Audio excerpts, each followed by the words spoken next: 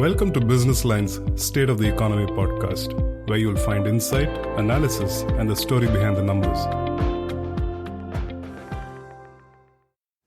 Hello and welcome to Business Line's State of the Economy podcast. I'm your host, S Ronendra Singh.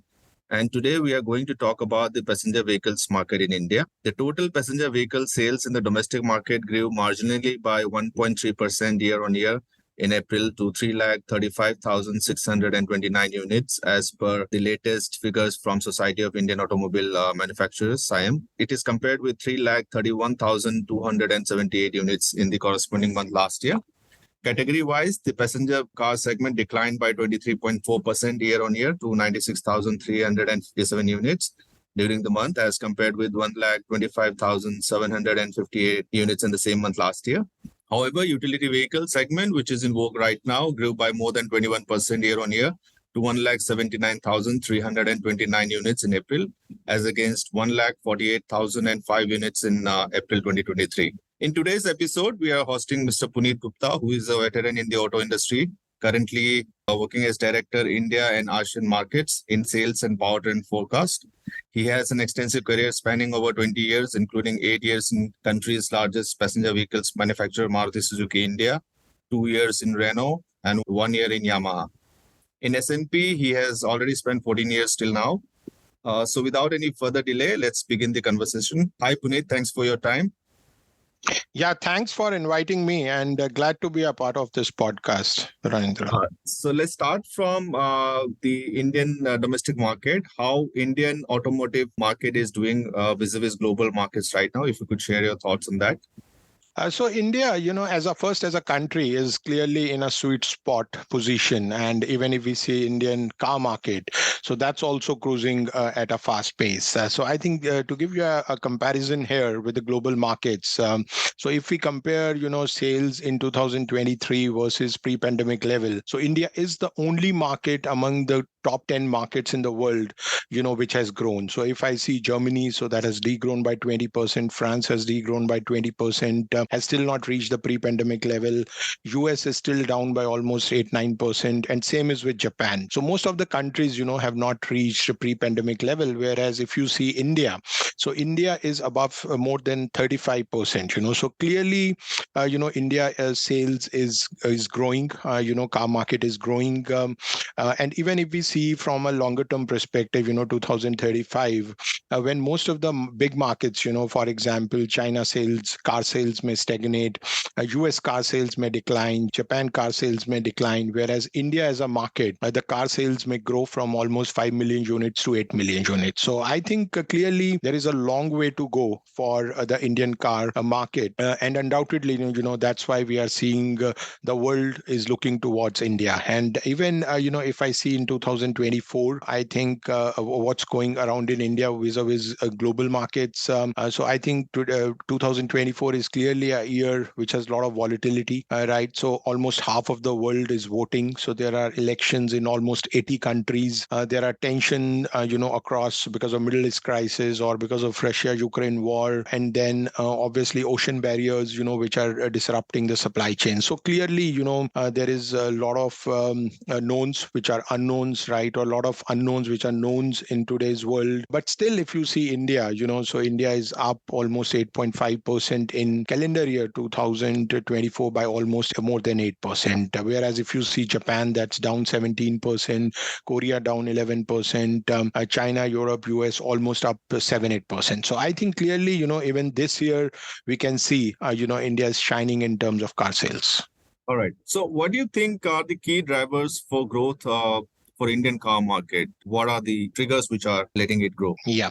So I think today we see we are the fifth biggest economy, and as our Prime Minister says, we'll be the third biggest economy by 2030. So clearly, if India grows, the mobility, there will be a need for mobility, right? And when you say there is a need for mobility, it clearly means that we need more cars, more two-wheelers, more four-wheelers on the road. So now, if you see, we are something at around 2,500 GDP per capita. And when China was at this level, we really saw a kind of a hyper growth in terms of car sales from 2007 to 2012. So just to put a relative comparison here, when we are at 2500 GDP, our car penetration is around 36. China was around 17, right? So it means China was lower in terms of car penetration when they were at the same GDP level. Now, when we touch, almost 4500 GDP by 2030, so China was at that time around 43. So clearly, we have a potential. And if you see, refer to our forecast, so we think that India car penetration should be around 58. And then, the biggest driver, what we see is obviously India car penetration is still around 36 per thousand. And there is a scope for a lot of first time buyers, right? So clearly, we have a lot of young demographics today, and average age of India is just 28 years. And moreover, other categories which are adding fuel, to the sales is one. What we are closely monitoring is women's. So if you see, the women participation in the workforce has gone up from 23% to 37%, right? So clearly, even in auto sales, we are seeing the women car buyers are going up. Similarly, if you see rural markets, so in rural markets, since the gap between the rural and the urban markets are reducing, specifically after digitization, right? So clearly we are seeing the rural really have started contributing in a big way. And then, even going forward, the urbanization, which is like if I talk from little, 2050 perspective, almost 400 million population is going to add into urban cities. So clearly, I think first time buyers is one, which is going to drive the market, which will be always more than 50% at least in next decade. But then replacement demand, which is also now contributing more than 30%, 35%. And replacement demand is because of three R's. One is because of the regulations, so we are seeing strict regulations. We are seeing the government pushing scrappage schemes. So obviously because of this, replacement demand will grow up. So then is rising aspirations, right? So people really want to own something new, which is new in technology, right? They really want to own the latest in the powertrains. And then third is roads, right? So we are seeing cranes everywhere today in India, a lot of infra going up. So all these factors, are going to contribute to replacement demand also. So I think India have a pretty solid first time buyer base as well as replacement demand, which is going to be the key drivers, for the car sales, to go up in the coming years. Yeah, but do you think this year we would be able to grow with a higher percentage, Puneet, provided we had a very high base year? Yeah, so I think, if you see last 3 years, we had a high growth, almost 26, 25%. Last year was almost 7.5%. So obviously, we are sitting on a very high base. So this year, considering the volatilities, considering we have elections this year, so obviously things comes to standstill in between. And then, so overall, we are pegging 2024, at a growth rate of around somewhere around 5.5, 6%. But I think clearly there is a lot of optimism, all around. And moreover, if you see last 2 quarters, I think we are seeing there is a lot of pressure in terms of sales, specifically on entry segment. The discounts are going up. There has been an inventory buildup of close to 2 months. The repo rates are still high, and we don't see any repo rate cuts this year. And again, the car prices are pretty high. So obviously, it's not going to be an easy year, considering that we are sitting on the high base. But the best part about India is, that generally I say is that the biggest certainty is around elections. So why so? Because I think to some extent, we can see majority going towards the ongoing government, which means that there will be a stable policy environment. But again, the biggest uncertainty is around geoeconomics, geopolitics, right? So which can really impact the high frequency indicators. But overall, I think Q2 may get little subdued, but Q3, the industry may be back on back of festival season or marriage season or new model launches, and specifically demand for hybrids may go up towards second half of the year.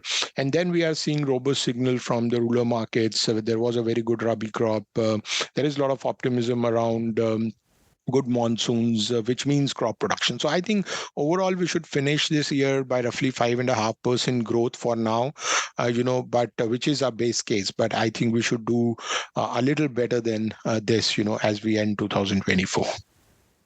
All right.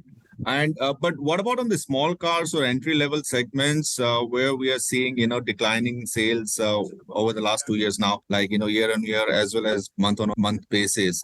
So what's your views on that? Do you think the small cars are getting phased out of the sector right now? What's your Yeah, views? I think undoubtedly, a small car, mini cars segment is under pressure, and primarily if we see the government has they have been obsessed about regulations, right? So I think regulations are really making, the task tougher for OEMs, and obviously there is a big dent on their profitability, right? And I think otherwise is also, we are seeing consumers evolving, so they need something big, they need something which is better, they need which is, more SUV-ish, right? So I think clearly, I think consumers are moving away from mini cars. OEMs are also finding it difficult to give a perfect product, with the same profitability levels. And apart from that, other factors, for example, used cars. So today you see used car becoming pretty organized, right? So it's very easy to choose even B segment or a C segment vehicle at almost the same price as mini cars. So I think clearly, the space for small cars is going out, and specifically ICE ones. So maybe once, the EV prices are cut down, maybe after a decade, there is a better technology. So we may again see in a country like India, where we have a lot of traffic congestion, parking issues. So mini car is the perfect solution for in a country like India. But I think for now, for this decade, running on ICE majorly, so I think clearly small cars will be vanishing. All right. And one question on the complexity of fuel mix in India right now, where the government is also talking about a lot of fuel mix apart from hydrogen or hydrogen fuel cell or electric or CNG. So globally, what's happening in those segments, and how do we see the Indian market adopting to those kind of fuel mix in India? Yeah. So I think globally, if we see, 2023 last year, so BEVs were around, 11%, hybrids were around 6%, and PHEVs, plug-in hybrids were around 4%, right? But again, if I come and bifurcate it, right? So I think China really holds on to the BEV technology. Almost 60% of the EVs sold on roads were Chinese. Similarly, 55% of the plug-in hybrids sold on global roads were Chinese, right? Followed by obviously Germany, which also sold almost 8% plug-in hybrids. But when you actually come to hybrids, so there it's little different. So because we see their Japanese almost own 35%, of the hybrid cars on road globally, and followed by US. So clearly, focus of Chinese is more on BEVs and PHEVs, right? Followed by US and Germany. But from hybrids perspective, it is Japan and US, right? So now, how we see India is obviously, undoubtedly, as you said, that there is a lot of complexity around. I think planning was always a difficult exercise for product planners, but now fuel mix is adding a lot of further complexity. But I think on the good part, if we are a big market, right? We are already 5 million market, and we have a lot of customers which have different needs, right? Who really wants product at different price points. So I think we can, obviously that is how we are seeing companies investing in CNG, companies investing in hybrids. We may also see companies investing in plug-in hybrids going forward, companies investing in BEVs, right? And also range extenders. So I think that, but it's primarily because we see, we have a wide set of customers. But again, I think when I see next decade, right? So maybe 2030, 2040, I think clearly, like if I talk about some global numbers here, so as per S&P, Powertrain forecast, so BEVs will be around 60% by 2035, right? So similarly, if you see hybrids, maybe around 8% by 2035, and plug-in hybrids maybe 6%. So clearly, you can see that almost more than 75% of the markets is either BEVs or hybrids. So clearly, when the world is moving towards BEVs, when 60% of the market of the world is BEVs, then India is not an isolated market, right? We have to work in tandem with the global market. And so that's, how we see that India will also follow the same path. But yeah, we may take some time. So our transition may happen through CNG, through range extenders, through strong hybrid or plug-in hybrids, and then we gradually get on to BEVs, pure BEVs, as a majority, right? But otherwise also, as per S&P India Powertrain sales forecast, we expect almost 23% of the total sales would be pure BEVs, by 2030. So clearly, but we are behind, when you compare with the global markets on this. But I think we can clearly see that, India is a big market and there is a space for every technology. So though, and we may see different OEMs following a different powertrain mix and powertrain strategies going forward. Right. So talking about BEVs, interestingly, today we heard Stellantis bringing in that Chinese Leap motors into India, by the end of this year. So what's your take? This will be the third Chinese manufacturer after MG and BYD. So do you think they'll be successful, or because since they can't come in, directly, they are coming with partners. So do you think they'll make a big shake in the Indian electric car market in India? Yeah. So I think, if I leave China, obviously US is the first and then India is the second, biggest market for Chinese, right? In terms of volumes. And if you see, Chinese have been trying to explore India markets for almost 6-7 years, when Great Wall planned to enter India first time in 2017. And then lately, in Auto Expo, we saw a great show by Great Wall Motors in Chang'an, right? But then due to, central policies, obviously they were not able to invest. But one thing is for sure, even I earlier said that today 60% of the BEVs sold in the world are Chinese, right? So I think it's very clear that they have the hold on the technology, right? And if India has to go the BEV way, so they really have to collaborate, right? And that is how now, we are also seeing Chinese, because first they wanted to come of their own, but now they are really looking for partnerships. They are looking for collaborations. They are looking forward to sell their technology, because they know, this is the time. If they can't come off their own, then better is to choose a partner and sell Chinese technology to the Indian customers. And as I already said, right, that Chinese really own, and they have been working on EVs for quite long, right? So I think we may see them really giving value products, and obviously, we may hear a lot of other collaborations. You are right. This is the third one which we heard, but we may also hear, more in the coming days. So do you think it will be a threat to the Indian homegrown electric vehicle makers then, especially like Tatas and Mahindras? And also So I think clearly, we are at a very nascent stage. So EV market is just a little above 2%, and we have a long way to go. So in a way, actually Chinese will help, India build the ecosystem, right? Really, because, if we really even want to go to 20% or 30%, right, we really need a very good supplier base. We really need good technology.